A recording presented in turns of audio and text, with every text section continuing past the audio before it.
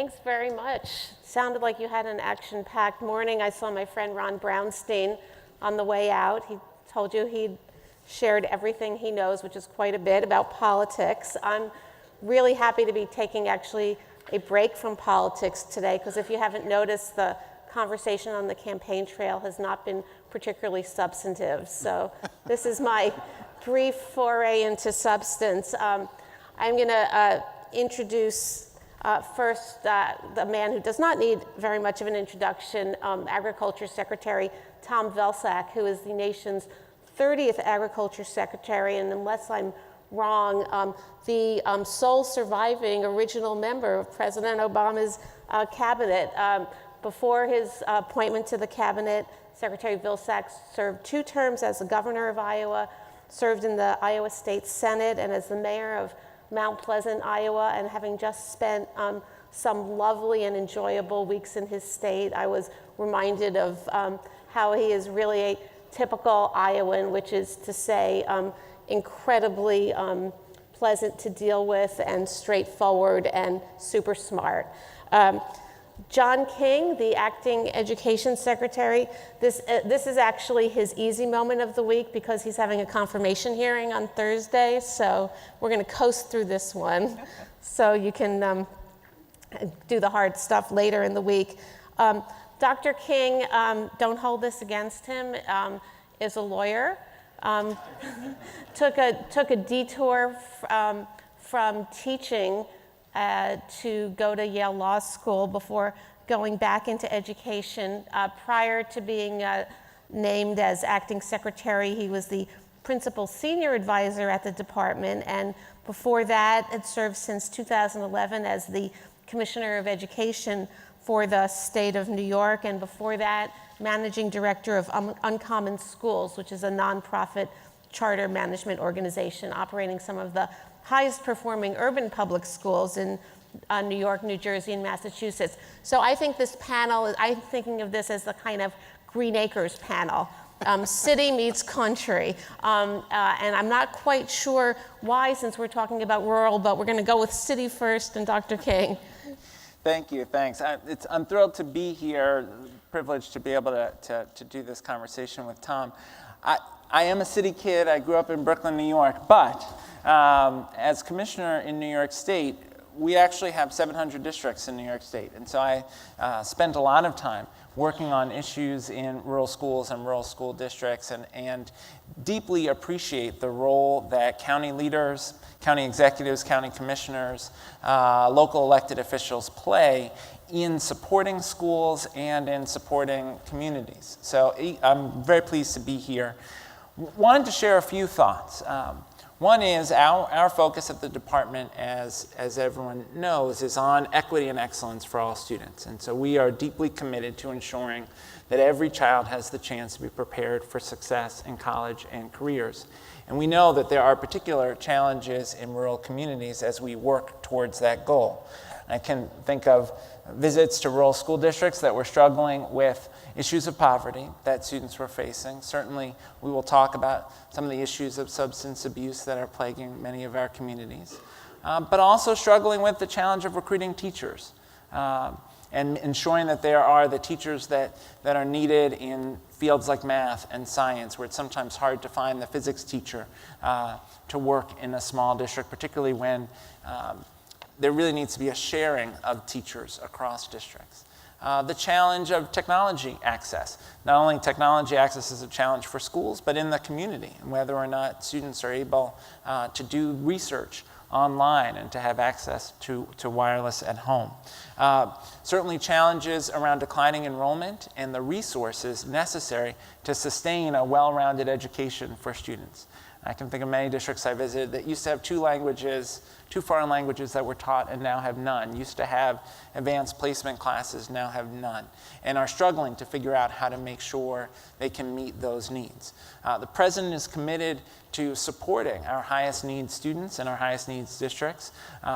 Title I, which is the largest driver of resources to high needs communities, is a significant driver of resources to our high-needs rural communities, but we have also been careful in all of our grant programs at the department to prioritize rural communities as we direct resources. Many of our districts that are cutting edge in the country on leveraging technology to expand educational opportunities for students are rural districts that have won our Race to the Top district funding or are part of our Investing in Innovation initiatives. Many of the districts that are innovating in terms of shared services and figuring out how to better leverage resources across districts are rural communities. Many of the districts that are leading the way on career and technical education and figuring out how we ensure pathways for students from high school into the workforce in good jobs are in rural communities. Many of the communities in this room are pioneering around dual enrollment, where students have the opportunity to complete college courses while in high school, get college credit, and get on the path to college success. So education and economic development are tightly linked in rural communities, and we saw that all across New York, and I've seen that as I visited schools across the country. But we also need innovation, and we need to think about how do we leverage innovation to expand opportunity for kids. One of the things I was very proud of to work on in New York was a virtual AP program where districts were sharing resources to create advanced placement courses that were delivered online or through blended learning, and it made possible access to advanced placement courses that just otherwise wouldn't have been there for students. And we've got to continue to think about smart ways to leverage technology on behalf of students. And then the final point I would make before turning it over to Tom is that I think we've got to be smart about partnerships across different areas of government. And one of the things that we're excited about is our Promise Neighborhoods initiative. We've got rural communities across the country that are leveraging Promise Neighborhoods to connect schools with healthcare providers, with community-based organizations, to really provide wraparound services for students. And we know when families are struggling with substance abuse issues in the household, that has consequences for kids. When families are worried about whether or not they can make the ends meet to pay their mortgage, that has an impact on kids. When families are underhoused and moving from family to family, from home to home because they can't afford to pay their bills, that has an impact on kids. And so we've got to be smart about those partnerships between county government, school systems, and other service providers. We just recently put out guidance with Health and Human Services to help schools think about how you leverage the Affordable Care Act to provide healthcare services in schools. For many kids, particularly in high-needs rural communities, access to healthcare, dental care, vision care, can be huge obstacles to success. There are smart ways to leverage the Affordable Care Act to provide those in a school setting. There are also smart ways to make sure that we are using the school enrollment process and the relationship that schools have with families to make sure that families are getting health insurance and enrolling their children and themselves in health insurance so that they can get access to the healthcare services they need. So I hope that we will talk about innovation and collaboration in this conversation. Again, just thrilled to be here. Thanks. Well, look, I want to thank all of you for the opportunity to be here today, and I want to thank Ruth for moderating and Secretary King for being part of this. It is an important conversation, and county officials, I think, as leaders in their counties and in their communities can help foster that collaborative, innovative atmosphere that John talked about. Here's the challenge. 85% of the persistently poor counties in this country where poverty rates exceed 20% or more are rural. 1 out of 4 America's children that live in families in rural America live in households that are at or below poverty. In fact, 50%, almost 50% of those youngsters live in families where the income is at half the poverty level. The challenges in rural America in terms of economic opportunity are well known. The unemployment rate is a bit higher in rural America than it is in other segments and sections of the country. The good news is that we're beginning to see a decline in the poverty rate, and we're beginning to see a decline in the unemployment rate, but we have a ways to go. And it's important, I think, for county officials to work collaboratively with federal agencies and other state and local officials to develop a strategy and a plan for addressing child poverty, raising the awareness of the issue within their counties and in their communities. So today, we're launching a challenge to county officials. Our goal here is to work collaboratively to raise awareness, to encourage innovation in addressing the impacts of child poverty, addressing the economic development opportunities that exist in rural America. We're asking up to 100 counties between now and, say, the end of spring to sign a pledge to work with our rural impact effort. It's part of the Rural Council, which President Obama established, which is all of the federal agencies that are involved and connected to rural America. We want 100 partners to work with us during the course of the next 10 months in this administration to raise the awareness and to begin focusing specifically on child poverty. We're going to do our part. We've put together a new strategy for rebuilding the rural economy. It revolves around production agriculture and exports, local and regional food systems, creative and innovative ways to use conservation to foster ecosystem markets and recreational opportunities, and the bio-based economy where we can bring manufacturing back to rural communities. We have our Strike Force initiative, which is focusing on the 900 counties where poverty is incredibly persistent, where folks may not fully understand how to access John's programs or our programs at USDA. So our Strike Force effort is to try to make sure that folks understand how to apply for successfully the resources that are available. I'm proud to say during this administration, because of Strike Force, in those 900 counties or more, we've seen $23.6 billion invested just by USDA alone in over 190,000 different investments. Sometimes folks are surprised to learn that we do home loans. Many educators are surprised to learn that we actually finance schools and equipment needs in schools. We've done several thousand distance learning efforts to try to facilitate that long-distance AP course that John was talking about. We've even worked with one community in West Virginia to try to create an incentive to recruit teachers to rural by providing housing opportunities in connection with USDA and the Department of Education. So there are a lot of creative ways for our partnership to work, but we do need commitment from counties. And so we're hopeful that you will look at the NACo website to see the pledge form, and later today at another one of your functions you'll have an opportunity to see it in paper. It will be available to sign, and we're hopeful that counties will respond to the challenge, because at the end of the day the future of this country is directly related to rural America. I'll finish with just this one statistic that in virtually every speech I give and appearance I give. Rural America represents 15% of America's population, but it is nearly 35 to 40% of America's military.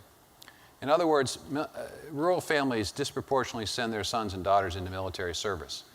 And I think in large part it's because kids who grow up in rural areas grow up around a value system based on the land and based on people who work the land. And they know a very simple proposition that the land keeps giving to us as long as we keep giving back to it, as long as we replenish it and renourish it. Kids grow up with that value system and they understand this country, which provides extraordinary freedom and liberty to all of us to dream big dreams, is something that requires us to give back, to sacrifice.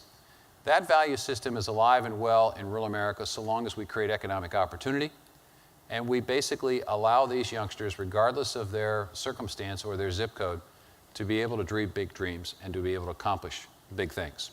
And that's what this conference is about, and I look forward to the conversation. Great.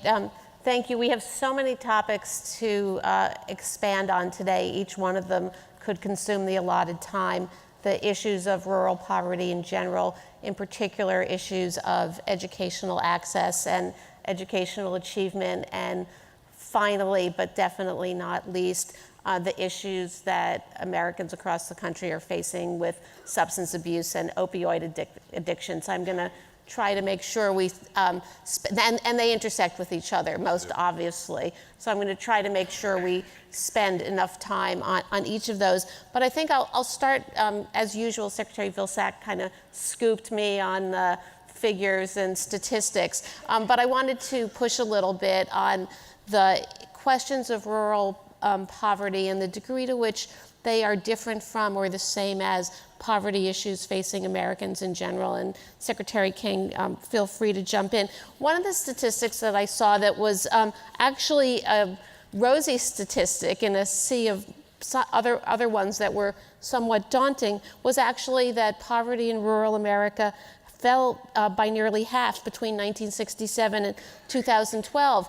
By nearly half in rural America compared to 1/4 in urban areas. So I'm curious, and I'll just ask it in my typically challenging way. So why is it that if this looks like the poverty success story, why do we need to keep talking about it?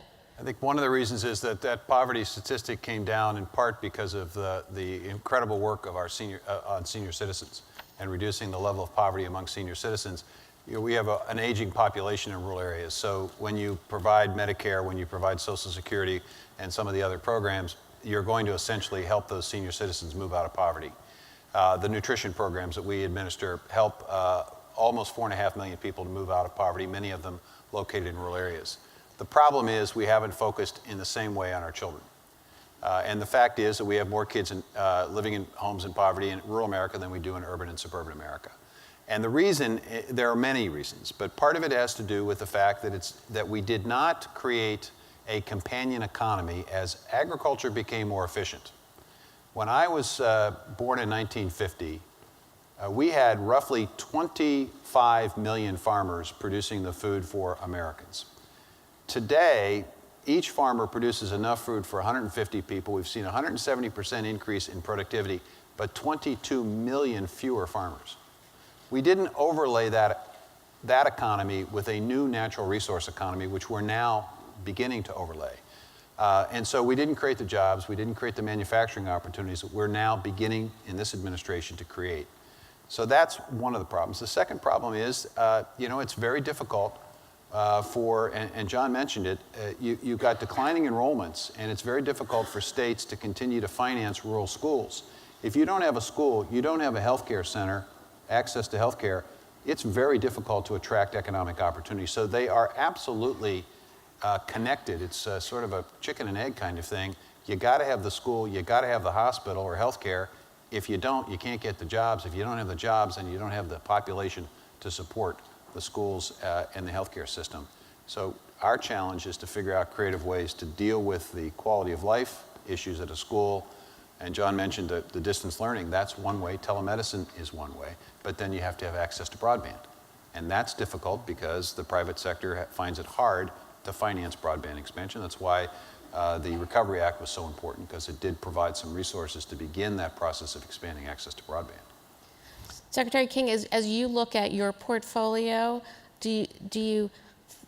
how do you think about the government's responsibilities to children in rural areas and the challenge, and you touched on some of this obviously, the challenges that poses compared to the government's responsibility to help children in general? I think the rural context poses a set of challenges for school districts that are quite different. So, one of the things, I know Tom's done a lot of work on this, if for some of our kids in rural poverty, school is the place where they get a meal. And it's true for our kids in urban poverty as well. But if you can walk to the school in the summer, you can still get a meal in the summer. But what if you can't walk to school in the summer because you live so far from the school building? How do we ensure that kids have access to summer meals so that the kids who rely on school for food during the school year aren't then experiencing food insecurity in the summer? And the Agriculture Department has a project where families are able to use a card, an EBT card, to access food in the summer rather than having to go to a location. I think that's an important kind of innovation, and schools need to be thinking about that. As you see families in poverty and families often struggling with the breakdown of the family, then you've got to ask, well, what are kids doing after school? What are they doing on the weekend? What are they doing in the summer? And that's a question that some school districts are thinking about now in a way that they didn't have to 20 or 30 years ago. We also see an emerging trend of some communities where there's significant growth in the number of English language learners in rural communities that haven't had English language learner communities before. And so teachers who maybe have never had students in the classroom who don't speak English as their first language now need a new set of skills. And so districts have to think about professional development and support. And so we've tried with our grant programs, like our Investing in Innovation program, to support efforts in school districts to meet these new challenges. But everyone in the community has to be at the table as communities think through these. Secretary Vilsack, to what degree is the school, the existence of a school building or a set of school buildings in a rural community, a potential centerpiece for all of the services that communities in need? Because as I was reading about this, I was struck by people don't realize the scope of services that agriculture provides, the scope of services that the Affordable Care Act makes available to people, but they have to be provided through some mechanism that can connect people. Are school buildings the solution? Well, I don't think there's any question that we have to figure out more creative ways to use those buildings, because there's a lot of capital invested in those buildings. And so many people identify in small towns with their school. Their community is defined by their school defines the community. So it is a center place, it is a place of safety. People feel safe and they feel they're excited to go to a school. That's why the summer feeding programs oftentimes connect with schools. So it is important, but it isn't enough. It can be the center, it can be the place where your library is located, it can be the place where you've got after-school programming, it can be the place where you get snacks and school meals, and it may be even a dinner for kids who don't have access to supper. It can be all of that. But if you don't have jobs, if you don't have economic opportunity supporting that school, encouraging families to live there with their children so that the school has the sufficient mass of students to support it, it's not going to work. So it really is both. And county officials have the capacity to be the convener at that local level to develop the strategic plan that creates the economic opportunity that supports the school, and they can be the folks that encourage schools to provide that community service. It is about health care and access to health care. The dental care issue, that is a big issue in rural areas. You don't have a dentist. So maybe counties could work together to create a mobile office that can circulate around. There's so much connection between dental health and physical health. So many people don't understand the ACA in terms of its ability to access preventative services, wellness care, as well as affordable health care. The school can help promote that, and it can ensure that people are enrolled. And the school is also part of the recruiting team that goes to that company that's looking at different locations to be able to make the case that, hey, if you come here, your workers, their families are going to be taken care of. Did you want to add anything, Secretary? Yeah, the other thing I would just note is that, we've talked a lot about the role of K-12 education. There's also, I think, a huge role for higher education to play as a driver of economic development, both because of who the higher ed institution can attract, but also, if you have a higher ed institution that is driving innovation and research in a particular field, that can be a source of economic development that can spur startup companies in that region. And expanding access to higher education, I think, has to be a part of our overall economic development agenda. You totally anticipated I would like to do it chronologically, but I think that the higher education gap in rural areas is so striking that I won't do it chronologically, because these numbers are just amazing. 34% of adults in urban areas with college degrees versus 20% in rural areas. And so that, Secretary Vilsack, seems to go to the job situation both in a chicken and egg way, and to go to the ability to overcome that gap. If each of you would talk a little bit about what you think is the reason for that disparity, whether it's simply inherent in the increasing urbanization of America as children who grew up in rural areas migrate to cities for jobs, and how important it is to narrow that gap, what can be done to do that. That will take us until tomorrow morning in the answers. You want to start, John? Yeah. So two quick thoughts. One is, I think, communities need to figure out how to get high school students who don't necessarily see college as accessible to them to have a vision of themselves as college students.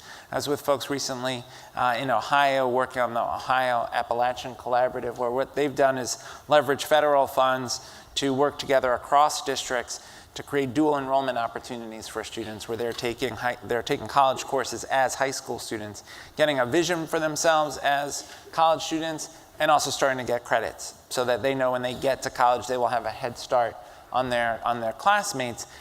I think exposing students to that range of possibilities has to be a part of the solution here. Another piece is academic readiness. We know that many of the students who start college don't finish. Everyone in this room knows those stories of the student who goes off excited for college in September, but then they're back home in December and they don't go back to school.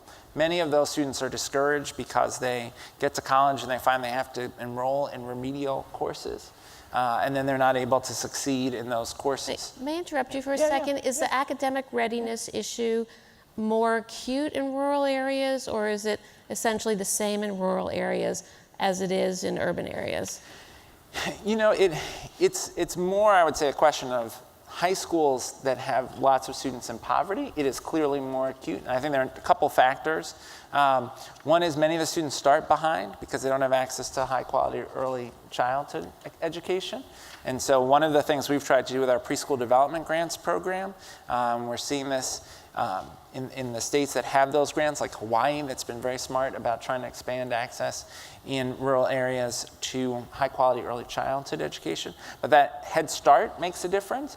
And then the other piece, for students who are in a high school that has very limited offerings, they're not necessarily exposed to the range of courses. You know, if you want to study to be a doctor, but your high school doesn't offer chemistry or physics, you know, you're going to start out behind your peers when you get to college. Because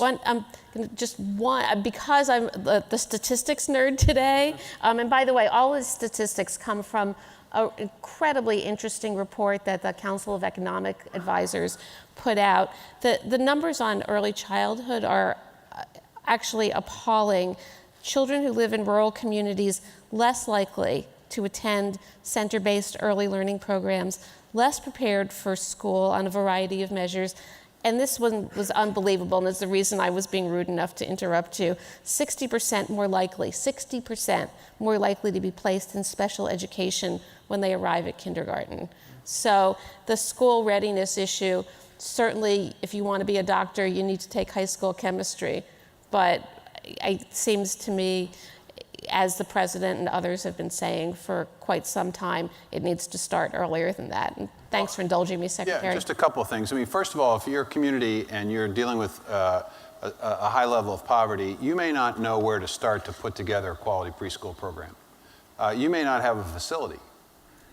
You know, you just can't put youngsters in any place. You need to have an equipped preschool. So that's where USDA comes into play with our community facility program. Our grant and loan program can help create that environment.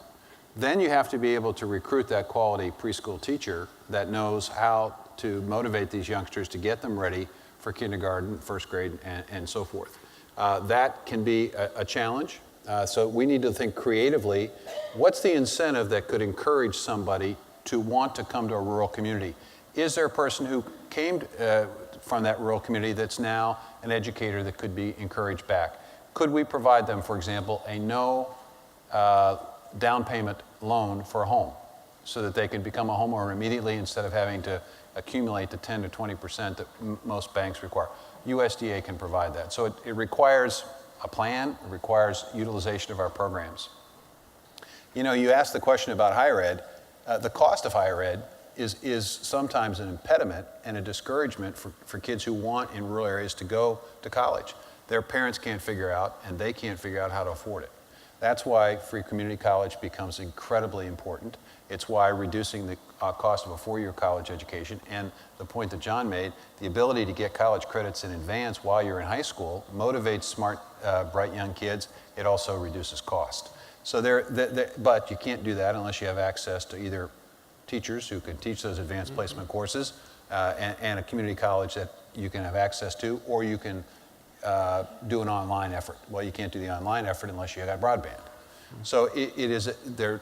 You have to have an infrastructure plan, and again, USDA is a source of resources for that infrastructure plan. But none of that happens unless local leaders know about the programs, know how to access the programs, and that's why Strike Force became so important. If you're persistently poor, you probably don't have a grant writer. You probably don't have somebody that provides that technical assistance. You try, you fail, you get discouraged.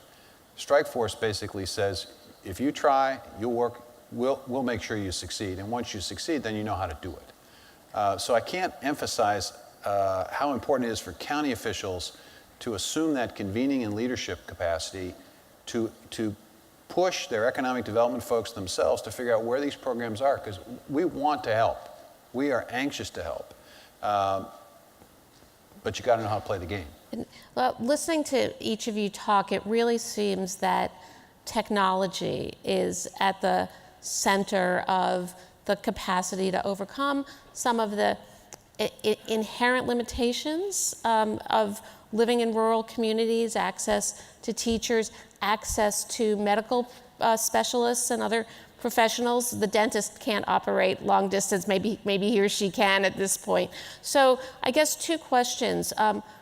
What is the state of rural broadband availability? How much further do we need to go? And what are the other remaining challenges of fully harnessing the technological capacity to really connect the country in all the ways it needs to be connected?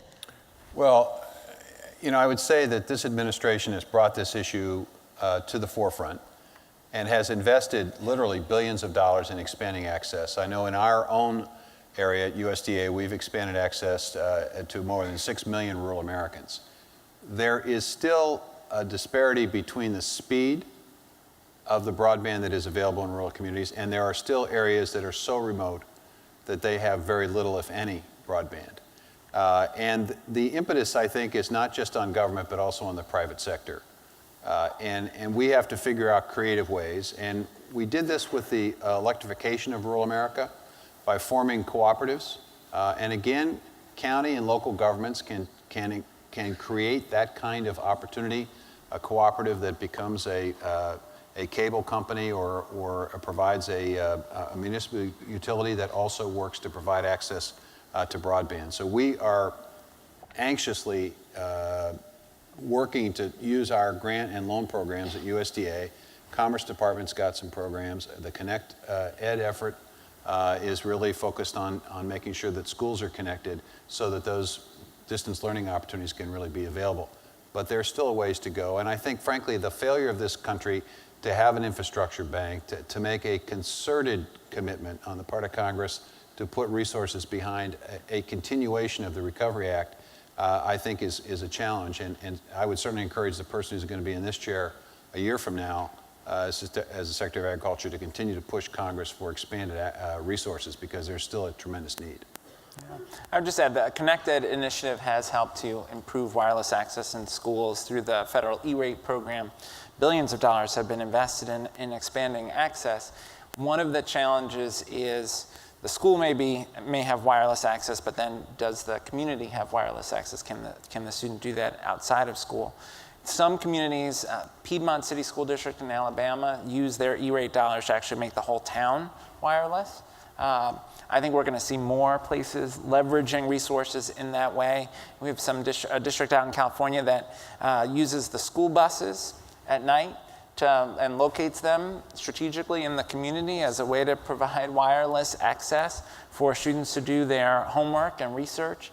As you think about the future not only of education but of our economy, we just can't afford to have communities that don't have meaningful access to technology. Another interesting point about this, if you're interested in creating online opportunities, you would think that's a relatively simple thing, school to school. But each school has a different calendar. Each school has a different start time. Each school has a different class period time, maybe 40 minutes, 45 minutes, 50 minutes. So you actually have to figure out where your partners actually are based on scheduling. And that's something that you don't think about as a piece of this, but it's a very critically important piece to it. That's right.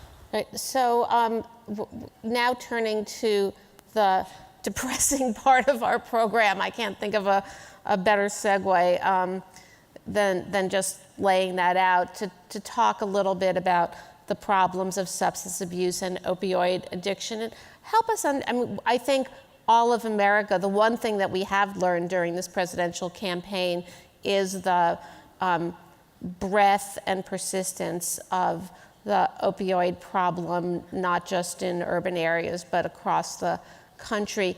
Is it a different problem, rural substance abuse, than urban substance abuse, and therefore do we need to address it in different ways, or is it all part of one big, horrible hole that we're dealing with?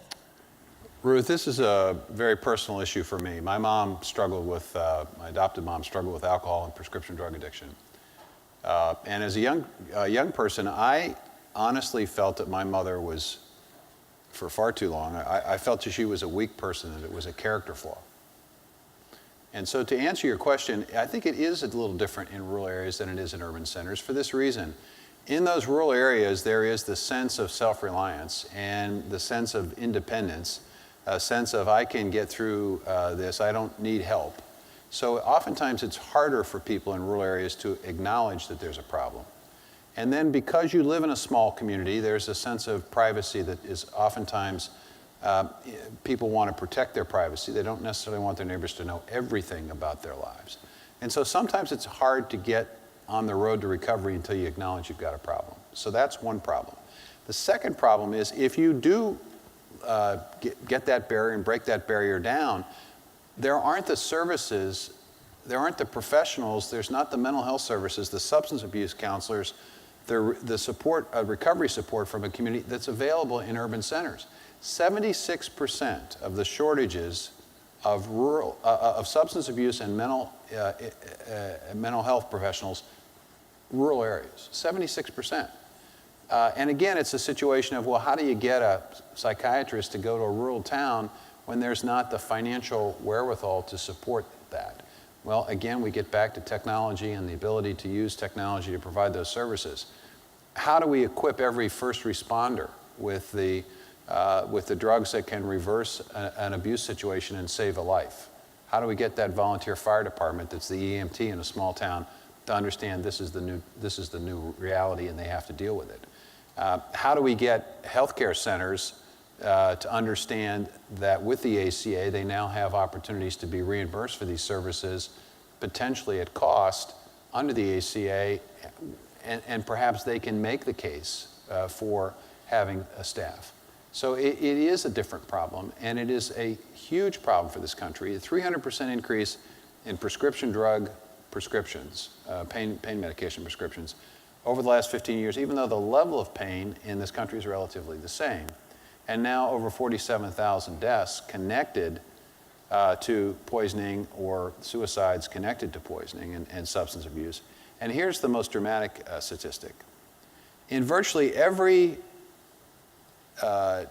developed part of the world today, the mortality rate is going down. People are living longer. That's true in cities in America, it's true in suburbs in America, it's true in other countries that are developed, with the exception of rural America, white males, where the mortality rate is not going down, it's going up. We're losing white males, particularly ages 24 to 45, at an alarming rate. And much of it is connected to opioid abuse and heroin use and poisoning or suicide as a result. It's a tragedy. We cannot afford to lose these folks. We really do need a concerted strategic approach to this, and the President has tasked the Rural Council to work with HHS, the Department of Education, Department of Justice, the Office of National Drug Control Policy, all of those entities and others to come up with a strategic plan to address this issue. And Secretary, what's the role of the Education Department and of schools and education in general in addressing the substance abuse problem? You know, I think a lot about this from the perspective of having been a teacher and a principal and the impact that substance abuse has on families and on kids. And, you know, part of what we need to do is prepare teachers and principals differently to work with kids who experience the trauma of substance abuse in the home. We've got to do more, and this is part of what's driving our partnership with Health and Human Services. We've got to do more to make sure that kids can access mental health services in school, so they get counseling, so that we can break the cycle, because in too many families we see a cycle of substance abuse. We've got to make sure that families can get access to healthcare, and there are all the challenges that Tom described. And schools can be the place where the referral happens, right? It could be the teacher or the school counselor or the principal. But in too many of our districts, because of that declining enrollment that we talked about, they used to have a school counselor, they don't anymore. And so there isn't that professional in the building who's focused on kids' socio-emotional needs. So this is really about investing in schools, ensuring the partnership with healthcare providers, and ensuring that educators now are equipped to deal with this new reality of families that have been that are struggling with these substance abuse. Is technology a piece of the answer to the counselors? Do remote counselors work, or do we know enough about that? I don't think there are some ways that folks are, I think, experimenting with and piloting strategies for sort of technology as a way to get access to mental health services. But I tend to think that that in-person relationship is so important. One of the things counties can do, and we've seen this around the country, is bring together school districts to think about, well, maybe I can't afford a school counselor in my district, or I can't afford the school psychologist in my district. But if we share across our districts, can we then create shared mental health services that we were able to access? And I think communities need to think about those opportunities. You know, to tag on to John's point about what counties can do, there are a multitude of things that counties can do. You can, for example, facilitate a take-back drug day. You know, far too often we have unused prescription drugs that stay in our medicine cabinets, and kids, unfortunately, are getting these unused pills. They're going out into a remote area. They're mixing those pills up. It's a very dangerous concoction. They have no idea how they will react. So we were trying to get those unused prescriptions out of the medicine cabinets and away from that temptation. Counties can organize a take-back drug day. Last year we had 5.5 million pounds of prescription unused drugs returned. Counties can work with their local healthcare providers and their doctors to encourage them to take training to know when and how to prescribe these pain medications. Far too frequently we see a physician that will provide a 30-day supply of this stuff when really only 5 days probably could do it. Encouraging prescribers to work with the AMA to increase the 66,000 producers or doctors who have recently been trained. You can make sure your first responders have the tools to be able to address effectively and aggressively to an overdose situation. Naloxone is a drug that can reverse the impact of abuse and overdose. You need to make sure that you folks are equipped to handle that circumstance. These are things that county folks can do, and it's just an incredibly important leadership role that you've got in this space. And I couldn't help but think when John was talking about the impact that this has on kids. I remember my circumstance. When I went to high school, my parents split up because of my mom's situation, and I nearly flunked out of high school. I mean, my grades were awful. And I thought it was because I wasn't performing well. When my parents got back together, when Mom turned her life around and became an incredible model for me, I got on the honor roll. So, I mean, it was before and after. It was just so stark. And that's happening across the board, which is why, as part of our child poverty initiative, we're working on two-generational approach. We're looking at not just helping the child over here and parents over here with worker training and early childhood education, but trying to look at that family unit, giving the worker training to mom or dad, making sure early childhood and health care is available to kids. So we're going to see if we can identify best practices and get that information out so folks can replicate that across the country. So we have a very brief time left.